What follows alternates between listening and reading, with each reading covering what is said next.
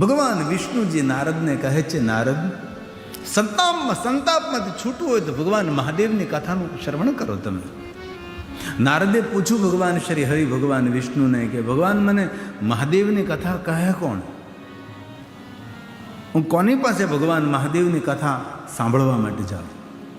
ભગવાન વિષ્ણુજી નારદજીને માર્ગદર્શન આપે છે કે નારદ, મહાદેવની કથા તમારે સાંભળવા માટે બ્રહ્મલોકમાં જાઓ અને આપના પિતાજી છે બ્રહ્માજી, બ્રહ્માજીને તમે વિનંતી કરો અને આપના પિતા બ્રહ્મા સ્વયં આપને ભગવાન મહાદેવની કથા સંભળાવે.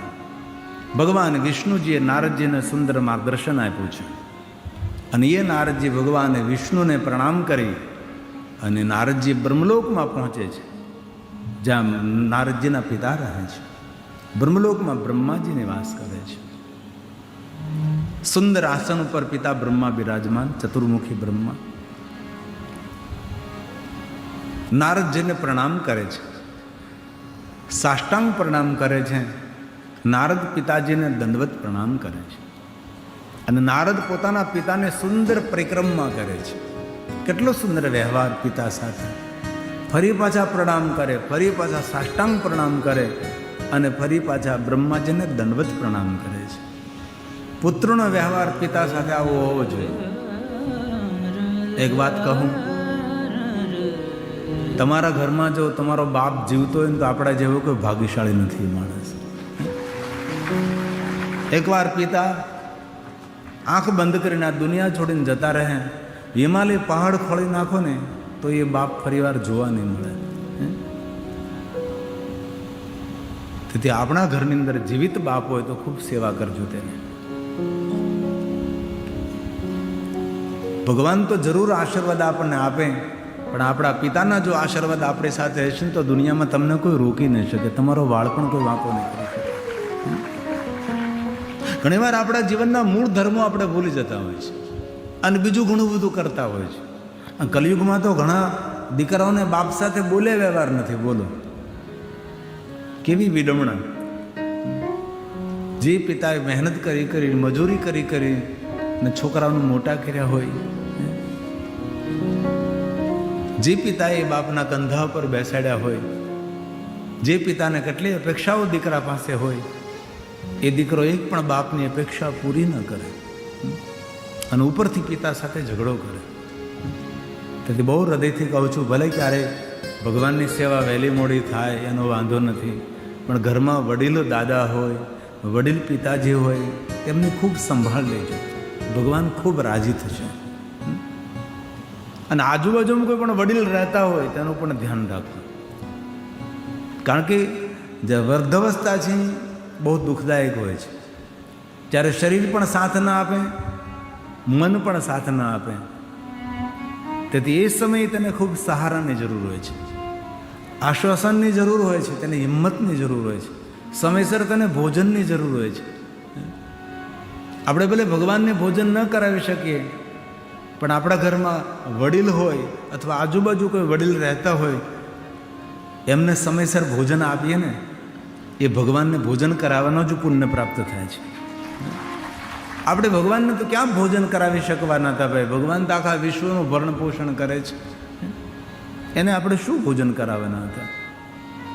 તેથી પ્રભુ માટે, ભગવાન માટે આપણે કાંઈ કરી શકતા નથી. જે કાંઈ કરીએ આપણા સુખ માટે, આપણી શાંતિ માટે છે. તેથી મારા ભાઈઓ બહેનો વડીલોનો ખૂબ મારી પ્રાર્થના છે, ઘરમાં વડીલ દાદા હોય, દાદી હોય, મોટી ઉંમરના હોય, તેને ખૂબ રાજી રાખજો. અને એમનો રાજીપો તમારા જીવનમાં મોટી સફળતા આપશે, તમારા જીવનમાં મોટું સુખ આપશે. એ આપણા સાક્ષાત ભગવાન છે, આપણા પ્રત્યક્ષ ભગવાન, જેને આપણે જન્મ આપ્યો, જેને આપણે જીવન આપ્યું છે, જેને આપણે જીવતા શીખવાડ્યું છે, એ આપણા પિતા છે. તેથી દ્રઢ સંકલ્પ કરજો. અને બહેનોએ તો ખાસ, ઘરમાં વૃદ્ધ સસરા હોય, વૃદ્ધ સાસુ હોય, ખૂબ સેવા કરજો.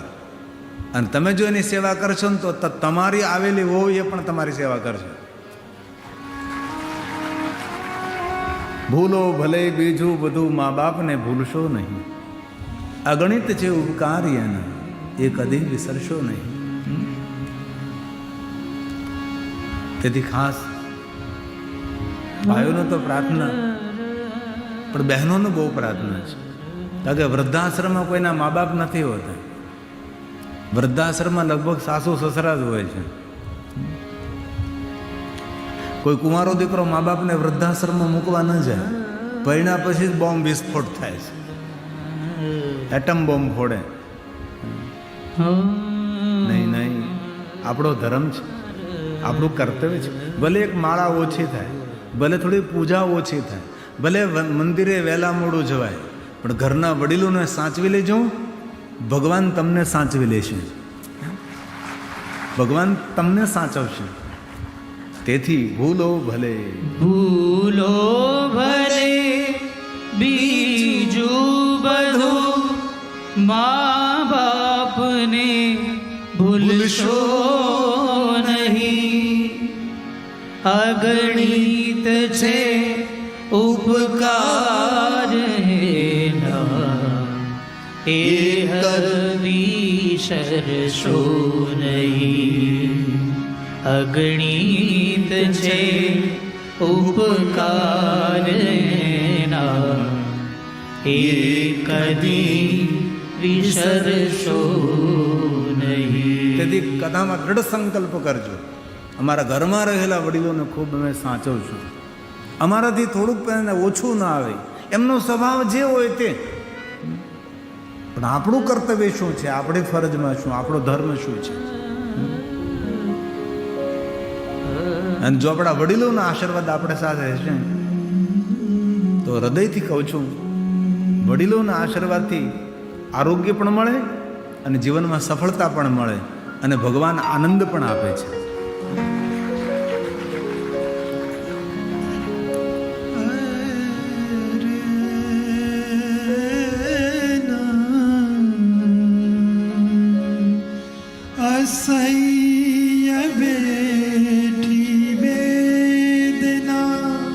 આપણા બાળકને આપણે મોટું કરી છે ને આપણને ખબર છે. આપણા બાળક માટે કેટલું આપણે સહન કરતા હોય, કેટલી તેને જાળવણી રાખતા હોય, કેટલું તેનું ધ્યાન રાખતા હોય. આપણું પણ કોઈ ધ્યાન રાખ્યું છે, એ આપણા મા બાપ છે. અસહ્ય બેઠી વેદના ત્યારે દીઠું તમ મુખડું. અસહ્ય બેઠના ત્યારે દીઠું તમ મુખડું. એ પુનીત જનના કાળજા પથ્થર બની શુદ્ધશો નહીં.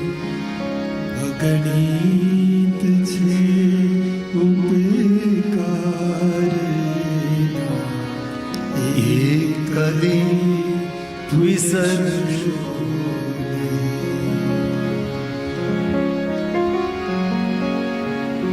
બધાય તો આ વાતને પકડે ન પકડે, પણ આમાંથી 5 જણા જો આવા સંકલ્પો લઈ લે કે આજથી મારા વયોવૃદ્ધ માતા પિતાને, મારા દાદા દાદીને સાચવીશ, 5 જણા થાય તો બીજા 5ને પ્રેરણા મળશે. આ જયેશભાઈ કેટલો મોટો ખર્ચ કર્યો છે, કેટલો મોટો મંડપ, કેટલી મોટી વ્યવસ્થા, કેટલો સમય આપ્યો, સંપત્તિનું યોગદાન. આમનામ તો આયોજન ન થાય. ઘરે નાનકડો પ્રસંગ કરવો હોય તો કેટલી વ્યવસ્થા સંભાળવી પડે. તો આ તો કેટલો 9 દિવસનો મોટો પ્રસંગ, કેટલી જવાબદારીઓ સંભાળવાની. તેથી એક સાધુ તરીકે હૃદયથી કહું છું, તમારા ઘરમાં વડીલો હોય તેને ખૂબ સાચવજો. અને એમનો એકવાર આશીર્વાદ મળી જશે ને, તમને દુનિયામાં કોઈ પછાડી નહીં શકે, કોઈ તમને રોકી નહીં શકે. એવી હૃદયની એક બહુ હૃદયની પ્રાર્થના છે. લાખો લડાયા લાડ તમને કોડ સૌ પૂરા કર્યા. આપણા માતા પિતા, આપણા મા બાપ એ કોડના પૂરનારના શાબાશ. કોડને ભૂલશો નહીં. એ કોડના પુરનારના કોડને ભૂલશો નહીં. ભૂલો ભલે બીજું બધું, મા બાપને ભૂલશો નહીં. અગણિત છે ઉપકાર એના, તે કદી વિસરશો નહીં.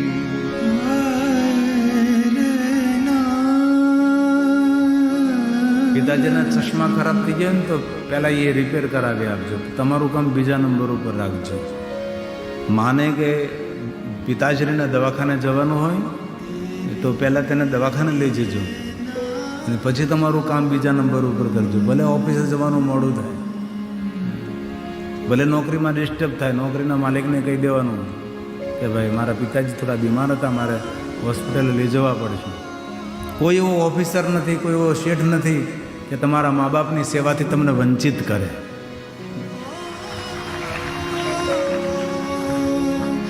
ધન ખર્ચતા મળશે બધું, મા બાપ મળશે નહીં. ધન ખર્ચતા મળશે બધું, મા બાપ મળશે નહીં. પલ પલ પુનિત એ ચરણની,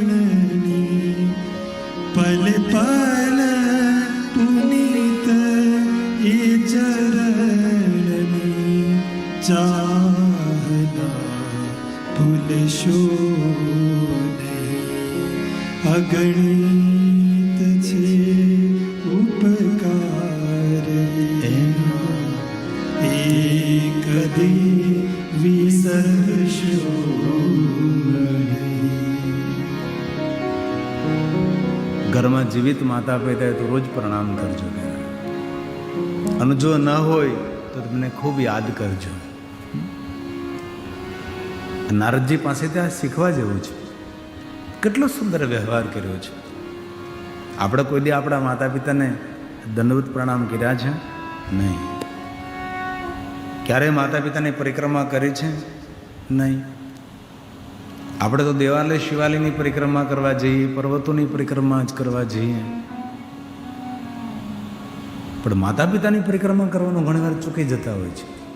ભગવાન ગણેશજીનો મોટો સંદેશ છે, માતા પિતાની પરિક્રમા કરી ગણેશ ભગવાન. આ નારદજી કેટલી મોટી પ્રેરણા પૂરી પાડે છે. અને આ વાત ખાલી ભાઈઓ માટે જ નથી, આ વાત બહેનો માટે પણ છે. હવે નારદ હાથ જોડીને કહે છે, પિતાજી, ભગવાન વિષ્ણુજીએ મને કહ્યું છે, તેથી તો આપની પાસે હું આવ્યો છું. ભગવાન મહાદેવની મને કથા કહો, મારે શંકર ભગવાનની કથાનું શ્રવણ કરવું છે. એટલું જ આ નારદ બોલે છે. બ્રહ્મા પોતાના આસનથી ઊભા થાય છે અને પોતાના પુત્ર નારદને પગે લાગે છે. ત્યારે નારદના મનમાં સંશય થયો કે હે પિતાજી, હું તમારો પુત્ર છું, આપ મારા પિતા છો, મને શા માટે પ્રણામ કરો છો? ત્યારે બ્રહ્માજી બહુ સરસ બોલ્યા છે. બ્રહ્માજી એમ કહ્યું કે નારદ, હું આપને પ્રણામ કરું છું, મને ખબર છે તમે મારા દીકરા છો, તમે મારા પુત્ર છો, હું તમારો પિતા છું, પણ તમને પ્રણામ એટલા માટે કરું છું કે હે નારદ, ભગવાન મહાદેવની કથાનો મહિમા અનેરો છે. કોઈ પણ જાતિનો, કોઈ પણ જ્ઞાતિનો કોઈ પણ માણસ પોતાના મુખમાંથી શબ્દો બોલે કે મારે મહાદેવની કથા સાંભળવી છે, એ સમયે મનુષ્ય પ્રણામ કરવાને પાત્ર બને છે, એ મનુષ્ય પ્રણમ્ય બને છે. કારણ ક્યું? કારણ જે મહાદેવની કથા સાંભળે છે એ વક્તા માટે સાક્ષાત રુદ્ર તુલ્ય છે. રુદ્રા એવ સંશય, મહાપુરુષોનું મંતવ્ય છે આ. કોઈ પણ ભાઈ બહેન, કોઈ જાતિ જ્ઞાતિ, કોઈ પણ મનુષ્ય જ્યારે મહાદેવની કથા સાંભળે છે ત્યારે સાક્ષાત રુદ્ર તુલ્ય છે. જ્યાં સુધી આપણે ભગવાનની કથામાં બેઠા ત્યાં સુધી આપણે ભગવત સ્વરૂપ છીએ. આપણામાં કેટલા સદગુણ આવે, કેટલી આપણામાં સ્થિરતા આવે, કેટલું આપણામાં ધૈર્ય આવે, ભગવાન તરફ આપણને કેટલો પ્રેમ જાગે. જ્યાં સુધી કથામાં બેઠે ત્યાં સુધી આપણને એમ થાય કે હવે તો બહુ સારા કામો કરવા છે, ખૂબ ભક્તિ કરવી છે, શરીરનું ધ્યાન રાખવું છે, ઘરના પરિવારને રાજી રાખવો છે, ખૂબ માતા પિતાને રાજી રાખવા છે, આજુબાજુમાં કોઈ વડીલો રહેતા હોય તેની પણ ખૂબ સેવા કરવી છે. કેટલી સારી સારી પ્રેરણાઓ મળે છે. આ કથા મંડપમાં આનંદ શા માટે આવે? કારણ કથા મંડપમાં કોઈ પણ માણસ પ્રવેશ કરે એટલે આખી એક સકારાત્મક ઉર્જા હોય છે. તેથી કથા સાંભળનારો માણસ સાક્ષાત ભગવાન વ્યાસ બોલ્યા છે, ये शृण्वन्ति मुने सेवं पुराणं शास्त्रमोत्तमम्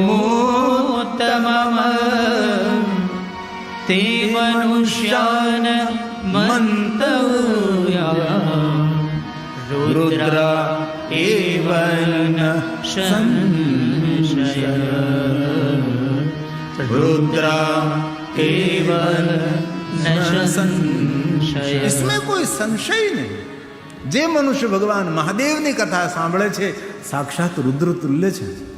શિવ મહાપુરાણમાં કહ્યું, આપણે ક્યારે કથા સાંભળવા ન જઈ શક્યા હોય પણ કથા સાંભળીને જે જતો હોય ને એવા માણસને પ્રણામ કરી લઈને તો કથા સાંભળવાનું પુણ્ય મળી જાય. કેટલો મહિમા કથાનો છે. એટલે તમે આ 3 કલાક 4 કલાક બેસો છો એ કાંઈ લેખે લાગવાની છે, જીવનમાં કોઈ ઉપયોગી બનવાની છે. અને કોઈને કથા સંભળાવી એ બહુ મોટું પુણ્ય છે. બ્રહ્માએ નારદને એમ કહ્યું કે નારદ, તમને હું કથા સંભળાવી એનું પુણ્ય મને મળશે. કોઈને કથા સંભળાવી, આપણે સૌને આ કથા સાંભળવા મળે છે એ પુણ્ય તો આપણા જજમાન શરીરનું ને. એમને એટલું યોગદાન, એટલી બધી મહેનત, એટલો પુરુષાર્થ, એમને આખી ટીમ, આપણા જયેશભાઈની ટીમ, બ્રિજેશભાઈથી લઈને સૌ આટલી મહેનત, એટલો પુરુષાર્થ. આ કંઈ નાની વાત તો નથી. આ મંડપ કેમ બન્યો છે, કેમ વ્યવસ્થા સુવિધા સંભાળે છે. આપણે સી દૂર દૂરથી આવીએ કથા, અને કથાની સુંદરતા, કથાની શોભા વક્તા નથી, મંડપ પણ નથી, આયોજક પણ નથી. કથાની શોભા આપ સૌની ઉપસ્થિતિ છે. તમે તમારા જીવનનો મૂલ્યવાન સમય ભગવાનની કથામાં આપી રહ્યા છો. તેથી તમારું સારું થવું જોઈએ, તમારા સૌનું શુભ થવું જોઈએ, તમારા સૌનું મંગળ થવું જોઈએ. હે ને? બ્રહ્મા નારદને કહે છે, નારદ સાંભળો, હું તમને ભગવાન મહાદેવની કથા કહું. નારદ, હવે બ્રહ્મલોકમાં મહાદેવની કથાનો પ્રારંભ થાય છે. બ્રહ્માજી શંકર ભગવાનની કથા કહે છે, નારદજી ભગવાનની કથાનું શ્રવણ કરશે.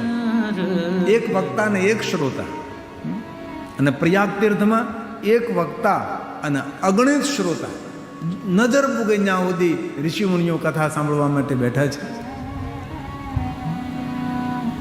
અને સુત પુરાણજી ભગવાન મહાદેવની કથા કહે છે. ગંગા, યમુના, સરસ્વતી, પ્રયાગ તીર્થમાં કથા ગાય છે. અને બ્રહ્મલોકમાં બ્રહ્માજી ભગવાન મહાદેવની કથાનો પ્રારંભ કરે છે. બ્રહ્માએ કહ્યું કે નારદ, હું તમને મહાદેવની કથા કહીશ, લોકહિત માટે, જગત હિત માટે. આ કથા શા માટે? જગત હિત માટે, લોકહિત માટે, સૌના મંગલ માટે, સૌના કલ્યાણ માટે છે. આટલી મોટી વ્યવસ્થા, સુવિધા. આપણને ખબર છે બધા લોકો પોતાનું જીવન પરિવર્તન નહીં કરે, પણ એમાંથી કોઈ એવો ભાઈ, કોઈ એવી બહેન હશે જે કથાનું શ્રવણ કરતા પોતાના જીવનનું પરિવર્તન કરશે, પોતાના જીવનને બદલી નાખશે. કોઈ પોતાની ખાણીપીણી બદલશે, કોઈ પોતાના વિચારોને બદલશે, કોઈ પોતાના વ્યવહારને બદલશે. કપડાં તો રોજ બદલે છે, ઘણા તો કપડાં નથી બદલતા, દહ સુધી ગંધાઈ જાય. જીવન પરિવર્તન માટે આ કથા છે. આમાંથી 5 કુટુંબો સુખી થઈ જશે ને તો મારા જયેશભાઈને કરોડો યજ્ઞ કરવાનું પુણ્ય પ્રાપ્ત થઈ જશે. અને જીવનમાં સમજણ જ સુખ આપે છે. અને વ્યવહાર એ જ આપણી સફળતા છે. સામા માણસ સાથે આપણો વ્યવહાર કેવો છે એ આપણી સફળતા છે. આપણા વિશે કોઈ પૂછે કે ભાઈ આ માણસનો વ્યવહાર કરતો, વ્યવહાર બહુ સારો, ભાઈ મધુર વ્યવહાર, બહુ સારો, વિશ્વાસ કરવા જેવો માણસ, ભગવાનનો પરમ ભક્ત અને સજ્જન વ્યક્તિ છે. વ્યવહાર આપણી ઓળખાણ છે. આપણા કપડાં, સોના ચાંદીના આભૂષણો, બ્રાન્ડેડ બૂટ, બ્રાન્ડેડ ઘડિયાળ એ આપણી ઓળખાણ નથી. આપણી ઓળખાણ છે આપણો વ્યવહાર. બીજા સાથે આપણે વ્યવહાર કેવો કરીએ છીએ એના પર આપણા જીવનની સફળતાનો પાયો રચાય છે. બ્રહ્મા કહે છે, નારદ, જગત પર ઉપકાર કરવા માટે, જગતનું હિત કરવા માટે હું તમને મહાદેવની કથા કહીશ. હવે બ્રહ્માજી બ્રહ્મલોકમાં શિવ કથાનો પ્રારંભ કરે છે. હે સાધુ, હે સાધુ, હે સાધુ, આદરથી કથા સાંભળો, બહુ ગહેરી ભક્તિથી કથા સાંભળો. નારદજી, તમારું મંગળ થશે, તમારું શુભ થશે. બ્રહ્માજીએ નારદને ખૂબ આશીર્વાદ આપ્યા છે. કથા સાંભળનારને ખૂબ આશીર્વાદ મળે છે. બ્રહ્મા બોલ્યા, હે નારદ, ભો બ્રહ્મન સાધુ પૃષ્ટોહમ ત્વયા વિબુધ સતમા લોકોપકારિણામ નિત્યમ લોકાનામ હિતકામ્ય. જગત હિત માટે, લોકહિત માટે, લોકાનામ હિતકામ્ય. કથા શા માટે? જગત હિત માટે, લોકહિત માટે. જે મારા ભાઈઓ બહેનો વડીલો કથા સાંભળે છે, કથામાંથી ઘણી બધી વાતો એવી હોય છે કે આપણા જીવનમાં જડીબુટ્ટી સમાન હોય છે. આપણા જીવનમાં અમૃત તુલ્ય, ઔષધિ તુલ્ય હોય છે. બધી જ વાતોનું અનુસરણ ન કરી શકે, હું સમજી શકું છું, પરંતુ કોઈ તો વાત એવી હોય કે આપણા જીવનમાં આપણે અનુસરણ કરીએ અને જીવનની એક અલગ દિશામાં લઈ જઈએ, અને એવું આપણે જીવન જીવીએ કે આપણા જીવનથી બીજાને પ્રેરણા મળે, બીજા કોઈને પ્રેરણા મળે, એવું સુંદર આપણે જીવન જીવીએ. અને જીવન મળ્યું છે, ફરીવાર મળે ન મળે આપણને ક્યાં ખબર છે કોઈને? આ ખોળિયામાંથી એકવાર જીવ જતો રહે, શ્વાસ બંધ થઈ જાય, પછી આ ભૂમંડળમાં એ ક્યાં જતો રહે એની આપણને ખબર નથી ભાઈ. અણસાર પણ નથી આવતી. સાચી જ વાત છે ને? મળ્યો કોઈ દી કોઈ ગયેલો ફરીવાર? કોઈ નહીં મળે. અને બહુ હૃદયથી મારી એક સાધુ તરીકે વિનંતી છે, તમારા વ્યવહારમાં, જીવન માર્ગમાં જે મળે ને એની સાથે મધુર અને મીઠો વ્યવહાર કરજો. કારણ કે ક્યાંથી આપણું ભાગ્ય ખોલવાનું આપણને ક્યાં ખબર છે? તેથી જે જીવન માર્ગમાં મળે સારો વ્યવહાર, શુભ વ્યવહાર. તને મળ્યો મનુષ્ય, તને મળ્યો મનુષ્ય અવતાર, માંડ કરીને રે તે ભજ્યા નહીં ભગવાન, હેત ધરીને રે માટે આશો જમના માર, પેટ ભરીને રે માટે રામ નામ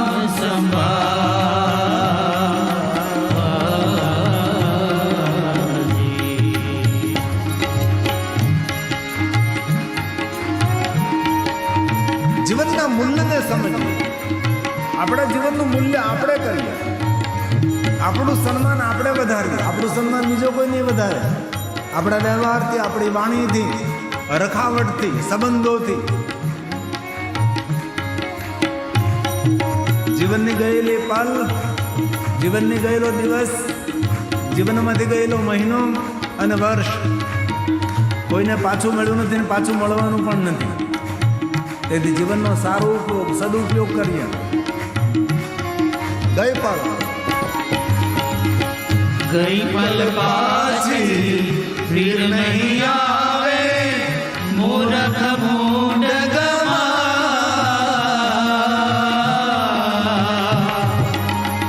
ગઈ પલ પાછી ફિર નહીં આવે, મૂર્ખ મૂંડ ગમા.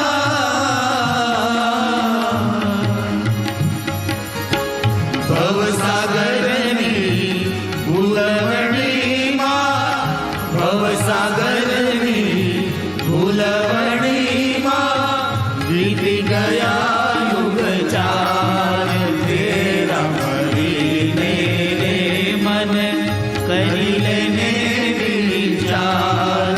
જીવન થોડા રે તારે હરિ કથાની માન, કાન છે ઓડા રે અને યમપુરીની માય મળશે જોડા રે માટે રામ નામ સંભાળ.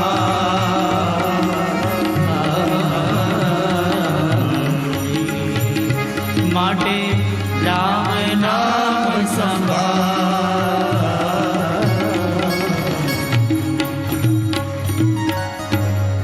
તેથી દૃઢ નિર્ણય લેવાનો છે કથા સાંભળ્યા પછી.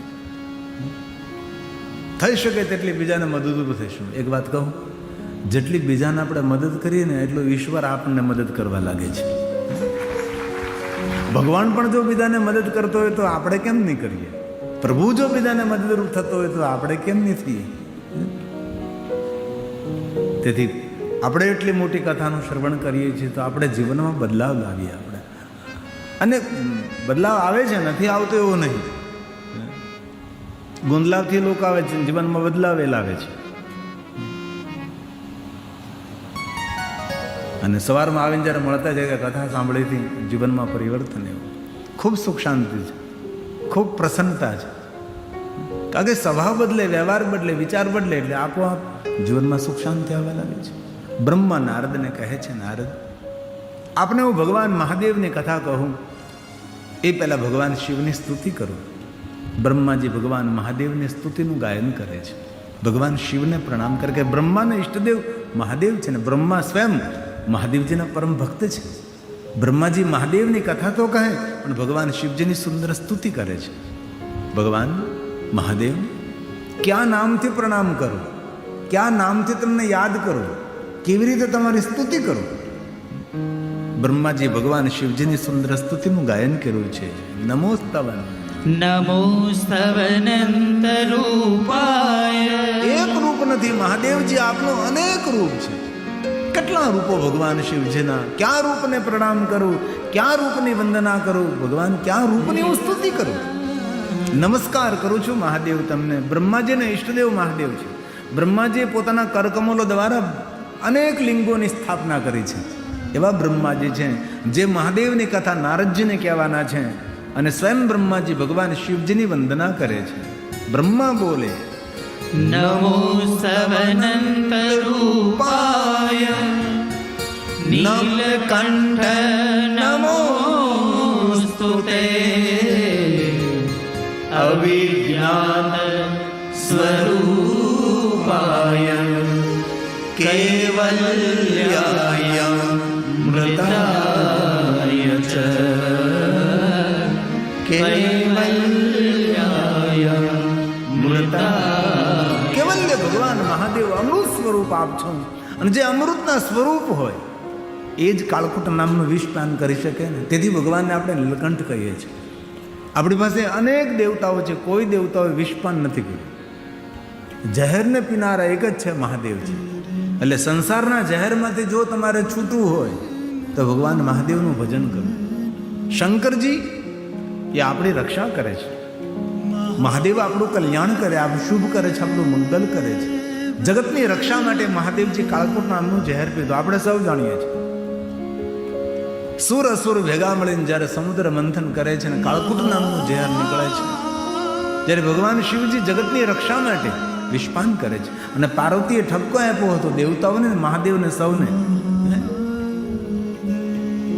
પાર્વતીએ કહ્યું કે એટલા દેવતાઓ હતા, બધા અમૃત પી ગયા, સારી સારી વસ્તુ લઈ ગયા અને કાળકૂટ નામનું વિષ ભગવાન તમને આપ્યું અને તમે વિષને ધારણ કર્યું, તમારો કંઠ કાળો થયો.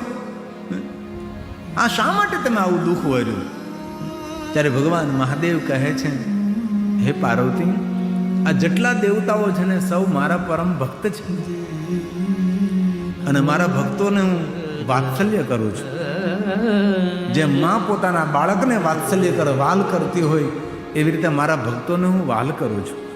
તેથી મારા ભક્તો છે આ બધા જ, અને મારા ભક્તના વાત્સલ્ય સ્વરૂપે અને વહાલ સ્વરૂપે મેં મારા ભક્તોની રક્ષા માટે વિષપાન કર્યું છે. અને મહાદેવ આપણને કેવો પ્રેમ કરે ખબર? માં પોતાના બાળકને જેવો પ્રેમ કરે ને એના કરતાં હજારો ગણો પ્રેમ મહાદેવ આપણને કરે છે. એવા ભગવાન મહાદેવ છે, એવા ભગવાન છે. વિષમ પીતમ સુરાર્ધમ હિ ભક્ત વત્સલ ભાવદ્રક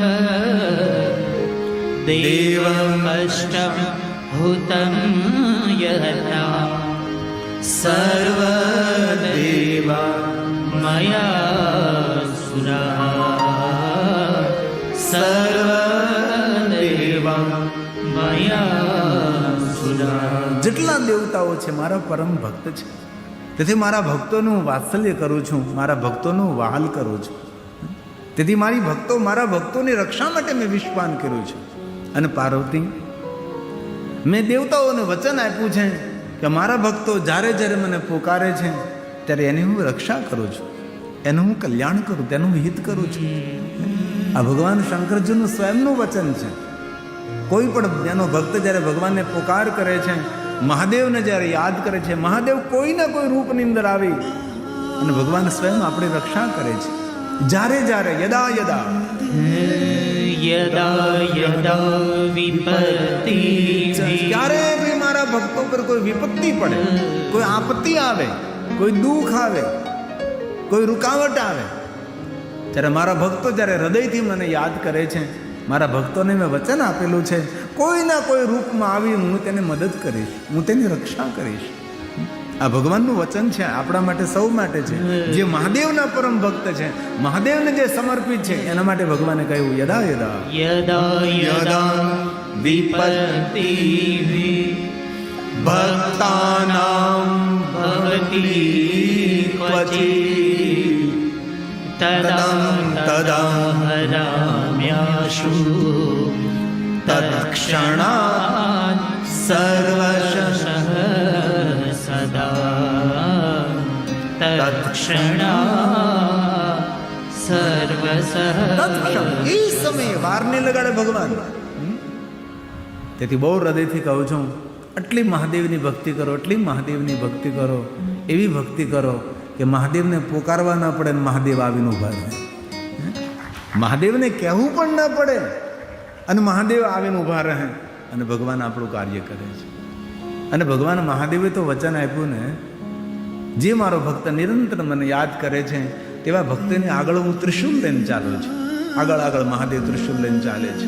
શા માટે? રસ્તામાંથી કાંટા કકરાઓને દૂર કરવા માટે અને શત્રુઓથી રક્ષા કરવા માટે ત્રિશુલ લઈને મહાદેવ આવે છે.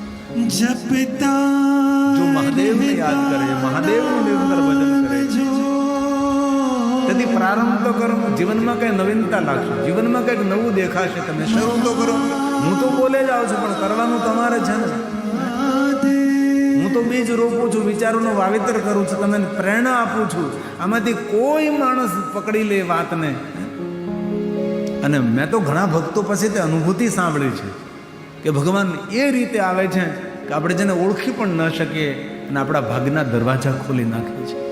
એ ભગવાન છે. जपता रहता नाम जो હે મહાદેવ, હે મહાદેવ. पास न आता काले स्वयं रक्षा उसकी करे भूतपति महाकाल भूतपति તેથી પોતાના ભક્તો માટે સ્વયં ભગવાન મહાદેવ રક્ષા કરવા માટે અકાંડ બ્રહ્માંડ ચકદેવાસુર કૃપા. જ્યારે દેવતાઓ દાનવોએ ભેગા મારે સમુદ્ર મંથન કર્યું, આખા જગતને દજાડવા લાગે. કાળનું પણ ભક્ષણ કરનારું ઝેર, જેને કાળકૂટ કહેવાય છે, એ ઝેર નીકળેલું ભગવાન શિવજી એમાંથી આપણા સૌની રક્ષા કરે છે. અકાંડ બ્રહ્માંડ ક્ષય ચકિત દેવાસુર કૃપા વિરેયસ્યા સાધ્ય સ્ત્રીનયન વિષમ સંહતવત સકલ્માશ કંઠે તવન કુરુતેન શ્રિયમહો વિકારોપીષ્ટાદ્યો ભુવન ભયભંગ વ્યસનિન ભુવન ભયભંગ વ્યસનિન. ભગવાન શિવજીનું વ્યસન ગાંજા ધતુરા ભાંગનું નથી ભાઈ. મહાદેવનું વ્યસન છે પોતાના ભક્તોને ભયથી મુક્ત રાખવા. દેવ અભય વરદાન. અને જીવનનો મોટા મોટો ભય કયો તો કે મૃત્યુનો. મૃત્યુથી મોટો કોઈ ભય નથી. તો જે માણસોએ મૃત્યુના ભયમાંથી મુક્ત રહેવું હોય તેને મહાદેવનું ખૂબ ભજન કરવું. તેને જીવનનો ભાર પણ ન લાગે અને મૃત્યુનો ભય પણ ન લાગે. એવા ભગવાન મહાદેવ છે, ભયને હરનારા છે, કાળમાંથી રક્ષા કરનારા. તેથી ભગવાન શિવનું નામ છે મહાકાલ. કોઈ દેવને આપણે મહાકાલ ન કરી શકીએ. મહાકાલ તો મહાદેવને કહેવાય છે. કાળના મુખમાંથી રક્ષા કરનારા મહાદેવ છે અને કાળની ગતિમાંથી ઉગારનારા મહાદેવ છે.